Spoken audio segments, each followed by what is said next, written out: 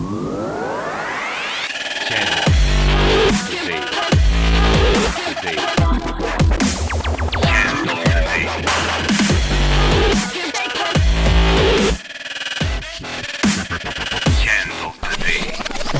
day.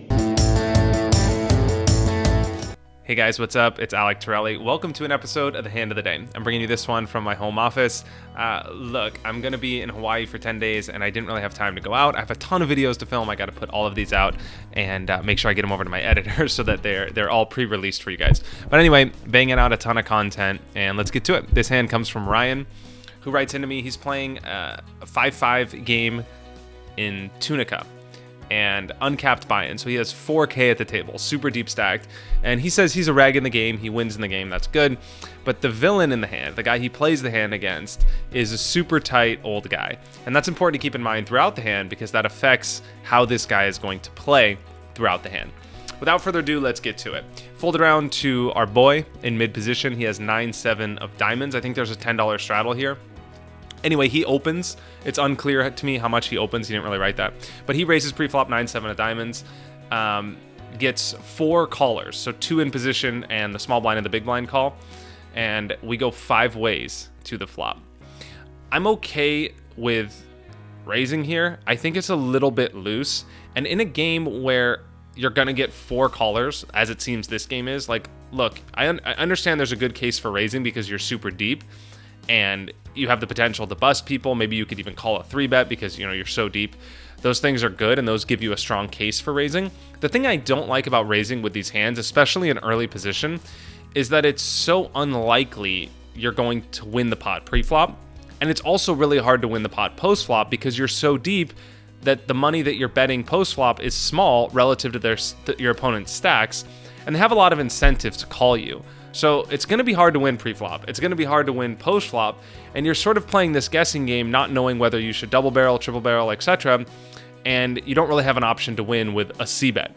So I'd be a little weary about raising with these types of hands unless you have some good cases for doing so. So some of the things you want to have in your favor are weak players behind you that aren't going to 3-bet a lot, or players that you have really good reads on so that you can take advantage of them post-flop and maneuver in the hand well enough to compensate for the fact that you're probably not going to win this pot pre-flop or on the flop. So keep those things in mind when playing these like mid-suited connectors or hands that don't have a ton of value and that you're playing in a game where it's really hard to just outright win the pot or it's pre-flop or post-flop. The flop comes 6-5-3 with 1 diamond, so it's a great flop for you because you flop a double gutter and your hand is pretty deceptive. If an 8 comes, it's going to be hard for someone to put you on it, and if a 4 comes, you still have a backdoor to the nuts, and you have a backdoor flush draw. So it's a great flop for your hand. You have 2 overs. It's like the best flop you can ask for. It gets checked to you. You bet 45, which I think is pretty small here. You're betting into 5 people. If there was a $10 straddle in this game, the pot's going to be a lot bigger. If there wasn't a $10 straddle and it's 5-5, I'm fine with betting 45 here. You're betting like 3/4 the pot, 2/3 the pot. That's fine. But I like this bet here with this particular hand. I wouldn't be c-betting this flop that often into 5 people, especially when there's 2 people behind you in position, just because it's really, really unlikely you're going to get 4 folds. So you have to have some decent equity here to bet. This is definitely one of the hands I would bet with. So totally fine. Well done. I like your sizing. It's all good. You get 4 callers, which is insane. Everybody calls in the hand. So you get 2 people that call in position against you, and both blinds call. And so you go 5 ways, pretty insane, 5 ways to the turn.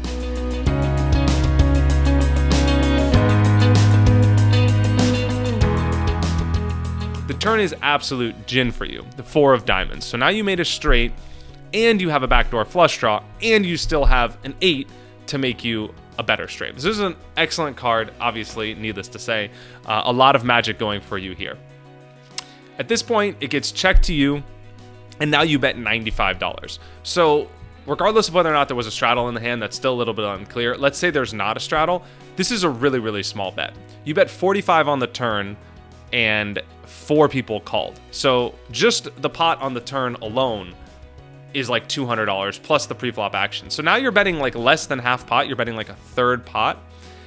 And you have 4 other people in the hand. So I would bet a lot bigger here. I would bet something like 150, just because I feel like you want someone to call with a 7 because you're free rolling them. Of course, you don't want someone to have 7-8.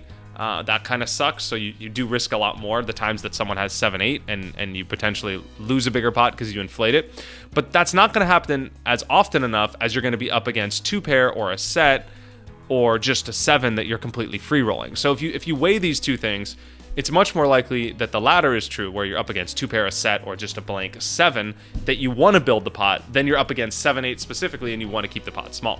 So I would build the pot here. I would bet something like 150, because I just don't think that the size of your bet is going to change that much how people react. If they're going to have a 7, they're going to call. If not, they might fold. Maybe they call with 2 pair if you bet a little bit smaller, but you don't really gain a lot of value by someone calling with 2 pair or a set and then playing perfectly against you on the river if the board pairs.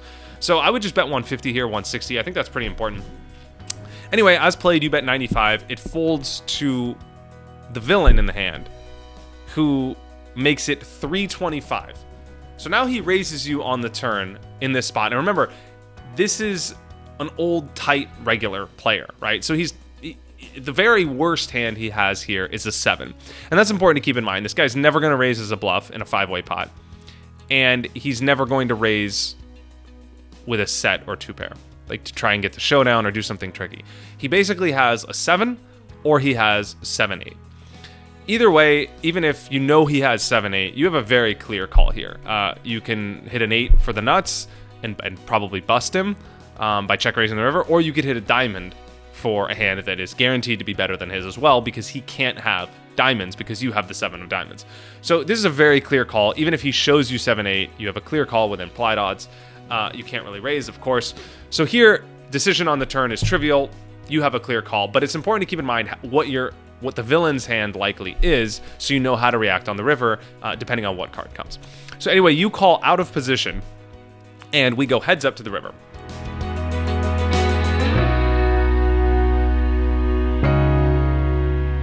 River comes at 2 of hearts, which changes nothing.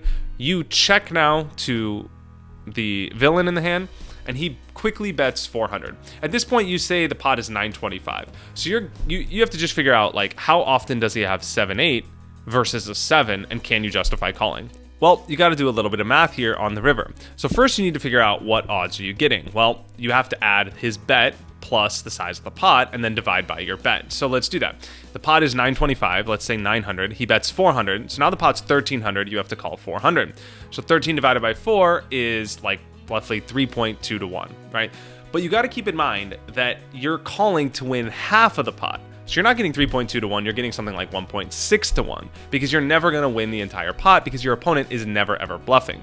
Remember, he's a very old tight knit, like we said in the beginning of the hand. So that means he only has a 7 or 7-8. So you're either winning half or 0.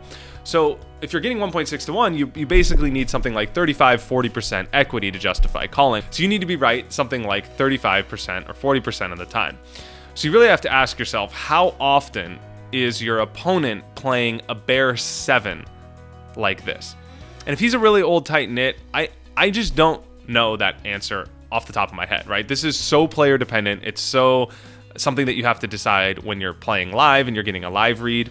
You're playing against your opponent. You know him much better than I know him, even though maybe I can analyze a hand very well. I just don't know this exact type of player. I know some players that I would fold this against, even though it's very, very tight, and it's a little bit exploitable if I'm folding a 7 here, just because they're never ever going to raise a 7. But I have to be very sure that that's how my opponent is going to react, and I have to have seen a similar situation like this before, where they just called down with the second nuts, or they didn't raise, or they didn't value bet in a spot that was super obvious, or to find some read that was similar in order for me to make an extreme fold like this one.